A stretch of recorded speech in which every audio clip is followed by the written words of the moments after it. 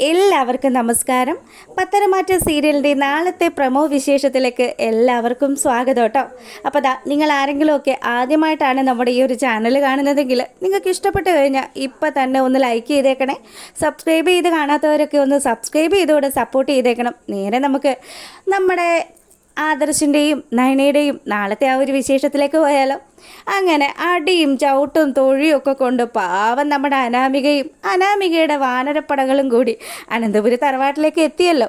അപ്പം മുത്തശ്ശനും അതുപോലെ ആദർശും എല്ലാവരും കൂടി അവിടെ ഇങ്ങനെ നോക്കി നിൽക്കുക. വയ്യാണ്ടിരിക്കുന്ന നമ്മുടെ ദേവയാനി സഹിതം മുത്തശ്ശിയുടെ കൈത്താങ്ങിനും അങ്ങോട്ട് വരിക. പിന്നീടാണെങ്കിലോ അവരെല്ലാവരും കൂടി കാര്യങ്ങൾ അന്വേഷിച്ചു. ഈ സമയമാണ് നമ്മുടെ ആദർശ് നയനെ ഇവള് പിടിച്ച് തള്ളിയതും അതുപോലെ നന്ദു തിരിച്ച് പ്രതികാരം വീട്ടിയ കഥയും ഒക്കെ കേൾക്കുന്നത്.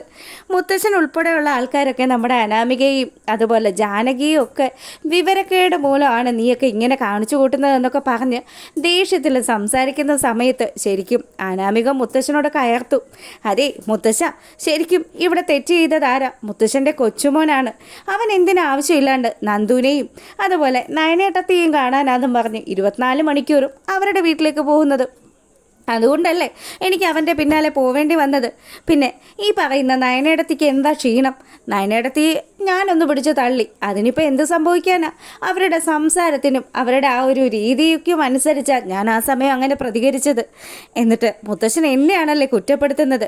അല്ലെങ്കിലും എനിക്ക് മനസ്സിലാവുന്നുണ്ട്, മുത്തശ്ശനും അതുപോലെ മുത്തശ്ശിയൊക്കെ ഏറ്റവും അധികം സ്നേഹിക്കുന്നത് നയനെയാണല്ലോ. അതുകൊണ്ടാണ് നിങ്ങളിങ്ങനെ അവളെ സപ്പോർട്ട് ചെയ്ത് സംസാരിക്കുന്നത്. ഒരിക്കൽ പോലും നിങ്ങളാരും എൻ്റെ പക്ഷത്ത് നിന്ന് ചിന്തിച്ചിട്ടില്ലല്ലോ. എൻ്റെ പൊന്നുമോളെ, നീ ഇപ്പോൾ ഈ പറയുന്നതിലൊന്നും ഒരർത്ഥവും ഇല്ല. അങ്ങനെ മുത്തശ്ശിയാണെങ്കിൽ നയനയ്ക്ക് വയ്യാണ്ടിരിക്കുന്നതാ. ആ നയനെ എന്തിനാ നീ പിടിച്ച് തള്ളിയതെന്ന് ചോദിച്ചു. ഇത് ചോദിച്ചതും അനാമികയും അതുപോലെ നമ്മുടെ ജാനകിയൊക്കെ പരസ്പരം നോക്കി. അവൾക്ക് വയ്യെന്നോ? അവൾക്ക് എന്താ പ്രശ്നം എന്നുള്ള രീതിയിൽ ജാനകി അങ്ങ് കയർത്ത് സംസാരിച്ചു. അമ്മയോടൊന്നും ഇത്രയും ശോഭിച്ച് സംസാരിക്കാത്ത നമ്മുടെ ജാനകിയുടെ മട്ടും ഭാവവും ഒക്കെ മാറുമ്പം ശരിക്കും മുത്തശ്ശന് നല്ല ദേഷ്യമായി. മുത്തശ്ശൻ പറഞ്ഞു, എന്താണ് ജാനകി, ഇത്രയും കാലവും ഇവിടെ ഈ അനന്തപുര തറവാട്ടിൽ ഈ അനന്തമൂർത്തിയുടെ സൗണ്ട് മാത്രമേ ഉയർന്നു വന്നിട്ടുള്ളൂ. ഇപ്പം എന്താ ഇപ്പം സംഭവിച്ചത്? ഇപ്പം നീയാണല്ലോ കയർത്തങ്ങ് സംസാരിക്കുന്നത്. ശരിക്കും ഇതിനുള്ള മറുപടിയൊന്നും പറയാൻ എനിക്ക് അറിയാൻ പാടില്ലാത്തതുകൊണ്ടൊന്നും അല്ല. പക്ഷേ ഉണ്ടല്ലോ, ഞാൻ വേണ്ടാന്ന് വിചാരിച്ചിട്ടാണ്. ആദർശമാണെങ്കിൽ ഇനി മുത്തശ്ശനോ മുത്തശ്ശിയോ എങ്ങാനും സത്യങ്ങൾ പറയുമെന്നുള്ളൊരു ടെൻഷനിൽ അങ്ങനെ അവിടെ നിൽക്കുക. അപ്പോൾ ഈ സമയമാണെങ്കിൽ അനാമികയ്ക്ക് നല്ല ദേഷ്യം വന്നു. അനാമിക പറയുന്നുണ്ട്, അതേ മുത്തശ്ശനായാലും ശരി മുത്തശ്ശി ആയാലും ശരി, പറയാനുള്ള കാര്യങ്ങളൊക്കെ അവരുടെ മുഖത്ത് നോക്കി ഞാൻ പറയും. എന്തായാലും എനിക്ക് സംസാരിക്കാനുണ്ട്. മുത്തശ്ശ, അനി കാണിക്കുന്നതൊന്നും ഒരിക്കലും എനിക്ക് ന്യായീകരിക്കാൻ പറ്റുന്ന കാര്യങ്ങളൊന്നും അല്ല. അത് അവനവൻ്റെ ജീവിതത്തിൽ വന്നെങ്കിൽ മാത്രമേ അതിൻ്റെ ഒരു വിഷമവും സങ്കടമൊക്കെ മനസ്സിലാവുള്ളൂ. അവൻ എൻ്റെ പിന്നാലെ നടന്നതാ. അങ്ങനെയാണ് ഞാൻ ഈ വീട്ടിൽ വന്നത്. എന്നിട്ടിപ്പം അവൻ എന്നോട് കാണിക്കുന്നത് എന്താണെന്ന് നിങ്ങളെല്ലാവരും കാണുന്നില്ലേ? ഈ വീട്ടിൽ എനിക്ക് ആരെങ്കിലും ഒരു സപ്പോർട്ടുണ്ടോ? ആകെ സപ്പോർട്ട് ചെയ്യുന്നത് ദാ നിൽക്കുന്ന എൻ്റെ അമ്മയും അതുപോലെ വല്യമ്മയും ഈ നിൽക്കുന്ന അപ്പച്ചിയും മാത്രമാണ്. അല്ലാണ്ട് നിങ്ങളാരും എന്നെ സപ്പോർട്ട് ചെയ്യുന്നില്ല. എന്തിന്? എൻ്റെ ഭർത്താവ് പോലും എന്നെ സപ്പോർട്ട് ചെയ്യുന്നില്ല എന്നൊക്കെ പറഞ്ഞ് നമ്മുടെ അനാമിക പറയാവുന്നതിൻ്റെ മാക്സിമം പറയുക. മുത്തശ്ശന് നല്ല ദേഷ്യം വരുന്നുണ്ട്. മുത്തശ്ശനും മുത്തശ്ശിയും അവർ മറച്ചു പിടിക്കുന്ന ആ ഒരു രഹസ്യം പുറത്തു വിടുമോ എന്നുള്ളൊരു ടെൻഷനിലാണ് നമ്മുടെ ആദർശം അവിടെ നിൽക്കുന്നത്. എന്തായാലും അവരാരും ആ ഒരു കാര്യം അവിടെ വെച്ച് തുറന്നു പറയുന്നില്ല. അപ്പം നമ്മുടെ ജലജ കൊച്ചമ്മയാണെങ്കിലോ, അതെ അച്ഛൻ ഈ പറയുന്നതും ഈ പ്രവർത്തിക്കുന്നതും ഒന്നും എനിക്കും അത്ര ശരിയായിട്ട് തോന്നുന്നൊന്നുമില്ല. അച്ഛൻ എന്ത് തെറ്റ് ചെയ്താലും എൻ്റെ മോനെയും അതുപോലെ ഇപ്പം അനാമിക മോളെയും ഒക്കെ കുറ്റപ്പെടുത്തുന്നുണ്ടല്ലോ. ഞാൻ അങ്ങനെ അതിലൊക്കെ കുറ്റം പറയുന്നുണ്ടെങ്കിൽ ജലജെ, അതിനെന്തെങ്കിലും ഒരു കാരണം കാണും. നിൻ്റെ മകൻ സത്യത്തിൽ അവൻ മര്യാദ രീതിക്കാണോ ജീവിക്കുന്നത്? നീ ഒന്ന് ആലോചിച്ച് നോക്ക്. ഇപ്പോഴും നമ്മുടെ വീട്ടിലുള്ള എല്ലാവരും വ്രതം പിടിക്കുന്ന സമയത്തും അവൻ എന്താ കാണിച്ച് നടക്കുന്നത്? അവൻ ഈ പറയുന്ന വ്രതം കറക്റ്റായിട്ട് തന്നെയാണോ എടുക്കുന്നതെന്ന് ഈശ്വരന് മാത്രമേ അറിയാവുള്ളൂ. ഇവിടെ ഉണ്ടല്ലോ ഈ തറവാടിനൊരു ചിട്ടയും രീതിയും ഒക്കെ ഉണ്ട്. പക്ഷേ അത് മുഴുവനും തകർക്കുന്ന ചില ആൾക്കാർ ഇവിടെ വന്നു പോയെന്ന് മുത്തശ്ശൻ്റെ വായിന്ന് വീണു. ഇതമ്മെ പിടിച്ച് നമ്മുടെ അനാമിക അങ്ങ് കയറുകയാണ്. അനാമികയ്ക്കാണെങ്കിൽ അപ്പോൾ ശരിക്കും മനസ്സിലായി, മുത്തശ്ശൻ ഉദ്ദേശിച്ചത് ആരെയാണെന്നൊക്കെ എനിക്ക് മനസ്സിലായി. മുത്തശ്ശ, എന്നെയല്ലേ? ഞാനാണ് ഈ വീട്ടിലൊരു ശല്യമെങ്കിൽ ഞാനിവിടുന്ന് പോയേക്കാം.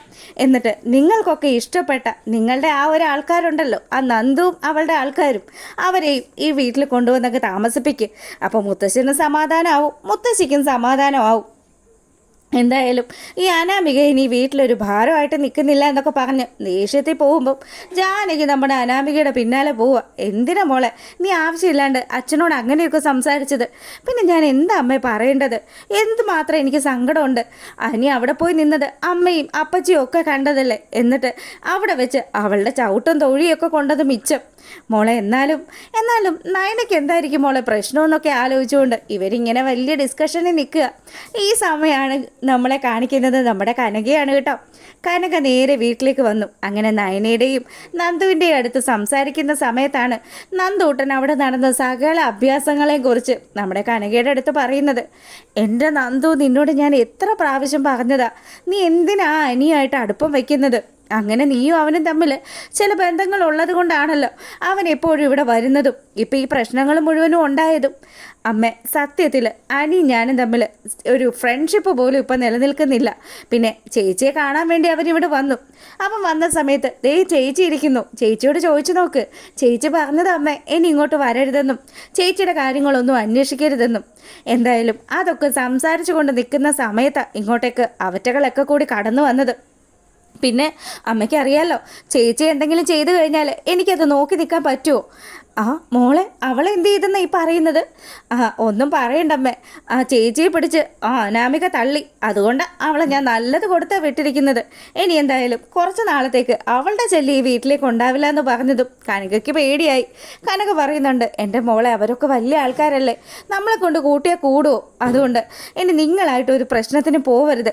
ഇനി എങ്ങാനും ഇവിടെ വരികയാണെങ്കിൽ ഇനി അവനെ കണ്ണു പൊട്ടുന്ന ചീത്ത പറഞ്ഞ് ഞാൻ ഓടിക്കുമെന്നൊക്കെ പറഞ്ഞ് കനക നല്ല ദേഷ്യത്തിൽ നിൽക്കുക. അപ്പം മോളെ, നിനക്ക് വല്ലതും പറ്റിയോടി? ചെറിയൊരു പെയിൻ ഉണ്ടമ്മേ, അല്ലാണ്ട് വേറെ പ്രശ്നങ്ങളൊന്നും ഇല്ല എന്നൊക്കെ പറഞ്ഞ് നമ്മുടെ നയന അമ്മയെ ആശ്വസിപ്പിക്കുക. എന്നിട്ട് നയന പറഞ്ഞു കേട്ടോ, അമ്മേ, അച്ഛൻ വരുമ്പോൾ ഈ കാര്യങ്ങളൊന്നും പറയണ്ട, അച്ഛന് ടെൻഷനായാലോ. എന്തായാലും എനിക്ക് വേറെ പ്രശ്നങ്ങളൊന്നുമില്ല. ആദർശേട്ടൻ ഇവിടെ വന്ന് വിവരങ്ങളൊക്കെ അന്വേഷിച്ചു. അപ്പം അങ്ങനെ ഇവർ ഈ സംസാരിച്ചുകൊണ്ട് നിൽക്കുമ്പം നമ്മളെ കാണിക്കുന്നത് നമ്മുടെ ആദർശിനെയാണ് കേട്ടോ. ആദർശ് ദേവയാനി വിളിപ്പിച്ചിട്ട് ദേവയാനിയുടെ റൂമിലേക്ക് ചെല്ലുക. എന്താ അമ്മ എന്നെ കാണണമെന്ന് പറഞ്ഞത്? അല്ല മോനെ, നീ എന്തിനാ ഈ നയനയുടെ കാര്യത്തിൽ ഇത്രയും ടെൻഷൻ അടിക്കുന്നത്? നയനയ്ക്ക് എന്തെങ്കിലും അസുഖം ഉണ്ടോടാ? ഇതേ അല്ലെങ്കിൽ നീ അന്ന് എന്നോട് മറച്ചു വെച്ച പോലെ എന്തെങ്കിലും കാര്യങ്ങൾ ഞാൻ ഭയപ്പെടുന്ന പോലെ എന്തെങ്കിലും ഉണ്ടോ? അവളെങ്ങാനും പ്രഗ്നൻ്റ് ആണോ എന്ന് ചോദിക്കുക. ഇത് കേട്ടതും ആദർശിന് ദേഷ്യം വരുന്നുണ്ടെങ്കിലും അമ്മയാണല്ലോ, ഇതൊന്നും പ്രകടിപ്പിക്കാനും പറ്റത്തില്ല. ആദർശാണെങ്കിൽ എന്തിനാ അമ്മ ഇങ്ങനെയൊക്കെ സംസാരിക്കുന്നത്? അമ്മയോട് ഞാൻ പല ആവർത്തി പറഞ്ഞു, ഞങ്ങൾ എന്തായാലും ഇപ്പം ആ ഒരു രീതിയിലേക്കൊന്നും ചിന്തിക്കുന്നുമില്ല, ഒരു കുഞ്ഞിനെക്കുറിച്ചൊന്നും ആലോചിക്കുന്നുമില്ല. അമ്മയ്ക്ക് മറ്റെന്തെങ്കിലും കാര്യം പറയാനുണ്ടോ? ഉണ്ട് മോനെ, ഉണ്ട്. എനിക്കുണ്ടല്ലോ, എന്നെ സഹായിച്ച ആ കുട്ടിയെ എനിക്കൊന്ന് കാണണമല്ലോ മോനെ. ആ കുട്ടിയോട് എനിക്ക് നേരി കണ്ട് സംസാരിക്കണം. അങ്ങനെ ദേവയാനിയുടെ ആഗ്രഹം പറഞ്ഞുകൊണ്ട് നിൽക്കുമ്പം നമ്മുടെ ആദർശ് ഇങ്ങനെ ആലോചിക്കുക, ആരാണോ അമ്മയെ സഹായിച്ചത് അവളെയാണ് ഇന്ന് അമ്മ ഏറ്റവും അധികം സ്നേഹിക്കുന്ന മരുമകൾ അവൾ തല്ലുകയൊക്കെ ചെയ്തത്.